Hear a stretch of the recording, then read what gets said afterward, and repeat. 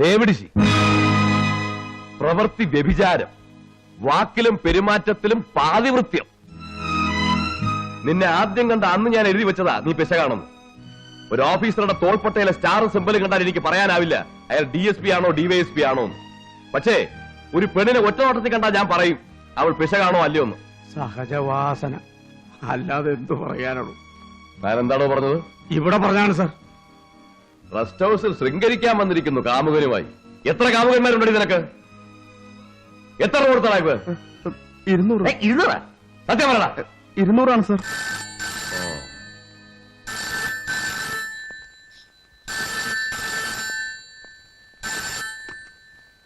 Hello, അതെ sir. Sir sir ശരി sir, ശരി സർ, വെക്കട്ടെ.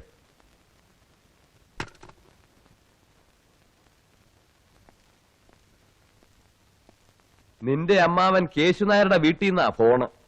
അവിടെ എന്റെ ഏമാൻ DYSP ഇരിപ്പുണ്ട്. നിന്നെ സൗകര്യമായിട്ടൊന്ന് തടവാന്ന് കരുതി ഇരുന്നപ്പോഴാ ഏമാന്റെ ഒരു ഒടുക്കത്തെ വിളി. ഞാൻ അവിടെ വരെ ഒന്ന് പോയിട്ട് വരാം. സാർ പടാ.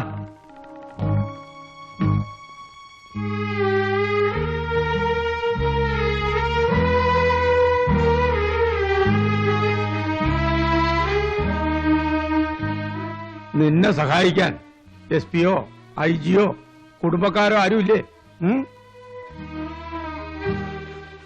ഗൗരി എവിടെ?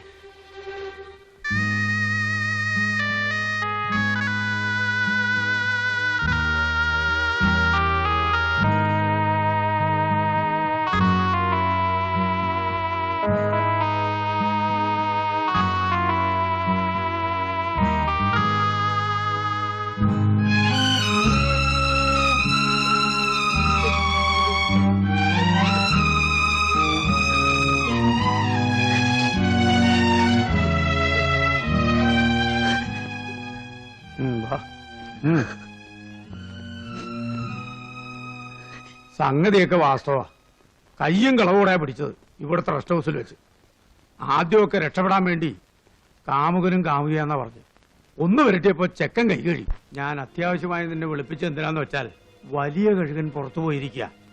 വേറെ ചില കഴുകന്മാർ ഇവിടെ ചുറ്റിപ്പറ്റി നടപ്പുണ്ട്. ഇന്നോ നാളെയോ മറ്റന്നാളോ ഒന്നും ഈ പെണ്ണ് കോടതി കാണില്ല.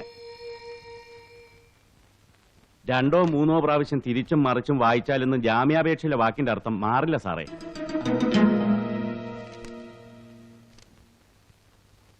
എന്താ വിളിച്ചോണ്ട് പോട്ടെ? വാ ഗൗരി.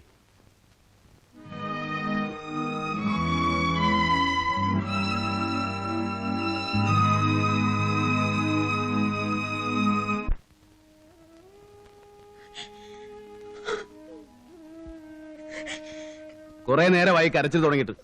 ഇത്രയും നേരം ഞാൻ ക്ഷമിച്ചു. സത്യം എന്താണെന്നുള്ളത് നിന്റെ നാവിൽ നിന്ന് തന്നെ എനിക്കറിയണം. പറയാൻ മനസ്സിലെങ്കിൽ ഇല്ല എന്നുള്ള ഒറ്റ വാക്കിൽ നിർത്താം. പിന്നെ നിനക്ക് നിന്റെ വഴി, എനിക്ക് എന്റെ വഴി. പറയടി.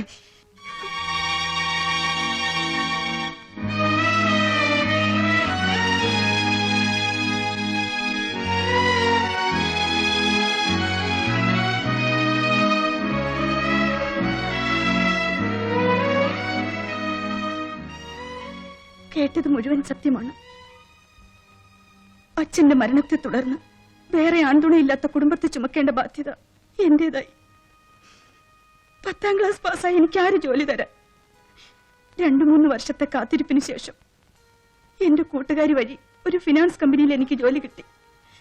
സെക്യൂരിറ്റി ഡെപ്പോസിറ്റ് കൊടുക്കാതെ അവിടെ ആർക്കും ജോലി ലഭിക്കില്ല. പക്ഷെ എന്റെ കാര്യത്തിലെന്തോ ഒരു വിട്ടുവീഴ്ച ചെയ്തു.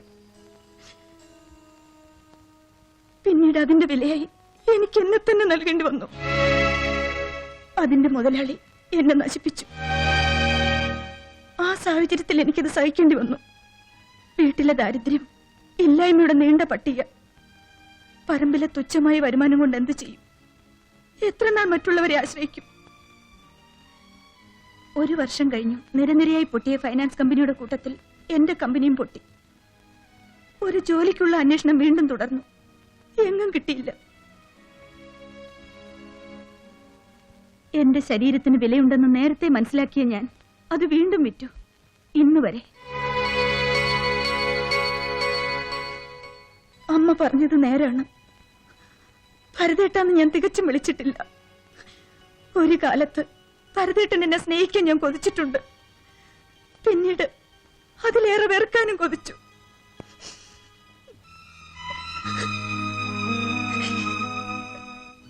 അതിനുവേണ്ടി ഭരതേട്ടനോട് വളരെ മോശമായി ഞാൻ പെരുമാറിയിട്ടുണ്ട്. രാത്രി ഒറ്റയ്ക്കിരിക്കുമ്പോ അതോർത്ത് ഞാൻ പൊട്ടിക്കരഞ്ഞിട്ടുണ്ട്.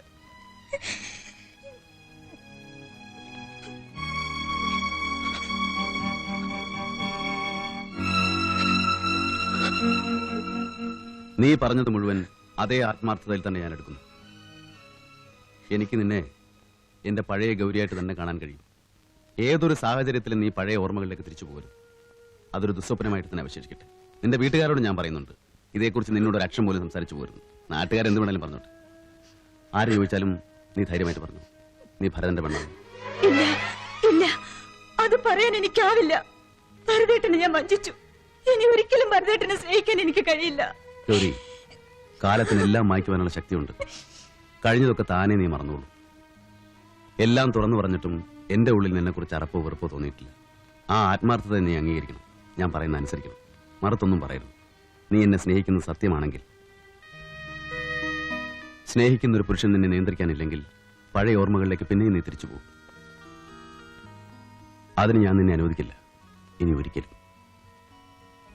പണ്ടങ്ങോ ഞാൻ നിന്റെ അമ്മയോട് പറഞ്ഞിട്ടുണ്ട്, ഒരു തുളസിമാലയും താലിയും മാത്രം മതി അവർ പറയുന്ന ഏത് അമ്പലത്തിൽ വെച്ച് നിന്നെ ഞാൻ കെട്ടിക്കൊള്ളാവും. അത് ഞാൻ വീണ്ടും പറയുന്നു.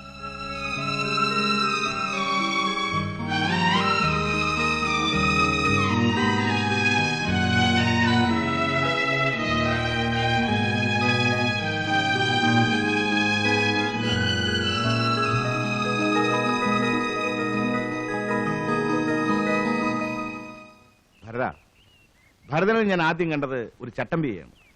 പിന്നെ ഒരു തന്റേടിയെ കണ്ടു. ഇപ്പോ ഒരു മനുഷ്യനെ. കേൾക്കുന്നവർ ചിലപ്പോൾ ഭരതനെ പുച്ഛിച്ചെന്നിരിക്കും. ഏതായാലും അക്കൂട്ടത്തിൽ ഞാൻ പെടില്ല. വലിയ മനസ്സുള്ളവർ വളരെ ചുരുക്കമാണ്. മനസ്സിലായില്ലേ? ഗൗരിയുടെ കാര്യമാണ് ഞാൻ പറഞ്ഞത്. ഒരു നല്ല കാര്യത്തിന് ഇറങ്ങിയായിരുന്നു ഞാൻ. അതിലും നല്ലൊരു കാര്യം കേട്ടപ്പോ മനസ്സിനൊരു സുഖം. എന്താ ഭായി നല്ല കാര്യം എന്ന് പറഞ്ഞു? പാലക്കാട് ഓൾ ഇന്ത്യ എക്സിബിഷന് നമ്മുടെ കൊട്ടേഷൻ ഉറച്ചെന്ന് കേട്ടു. അതിന്റെ ആളുകളെ കാണാൻ ഇറങ്ങിയായിരുന്നു. കൂട്ടത്തിൽ റാണി ഒരു ഡെന്റിസ്റ്റിനെ കാണിക്കണം. അവൾക്ക് എന്തോ ഒരു പല്ലുവേദന. ഞാനിന്ന് വൈകിട്ട് വനജയുടെ വീട് വരെ ഒന്ന് പോകും. പോടോ, ധൈര്യമായിട്ട് പോ. ചെല്ല്.